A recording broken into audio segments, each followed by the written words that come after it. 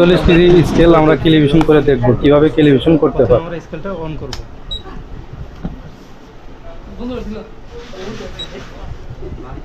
Scale calibration করার জন্য আমাদের কোড হচ্ছে 2013 2013 দিয়ে আমরা টিআর চাপ দেব।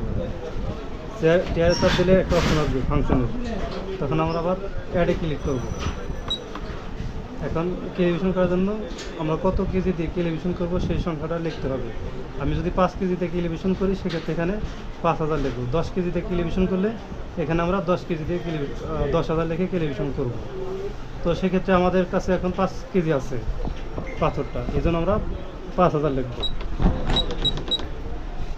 5000 লিখে আমরা অ্যাডে ক্লিক করব। এখন লোড চাইছে, আমরা এই বাটখারাটা স্কেলের উপর উঠাই দেব। উঠাই দেওয়ার পরে আমরা জিরোতে চাপ দেব।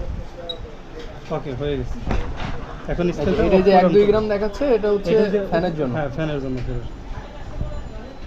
আচ্ছা ঠিক আছে, এটা শেষ। আর আছে হচ্ছে এটা টোটাল 30 কেজি, আর একটা আছে ওয়াটফো। ওয়াটফো কত কেজি? ওটা 40 কেজি। এটার নিচে নামা, ওটা নিয়ে এসে।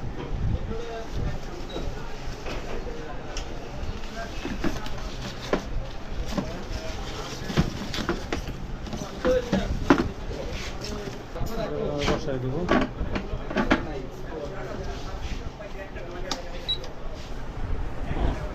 এটা 40 কেজি।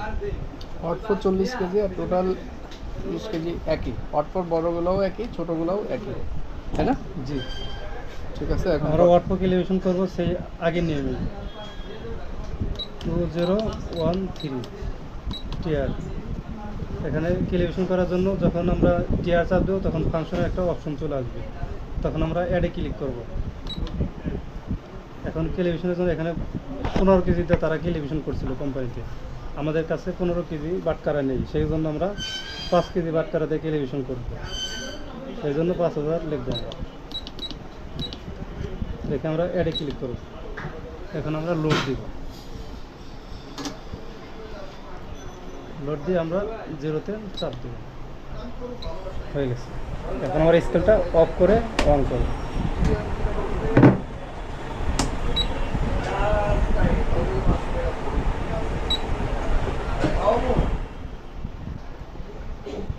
ফ্যানটা অফ করে, ফ্যানটা অফ করে দেন।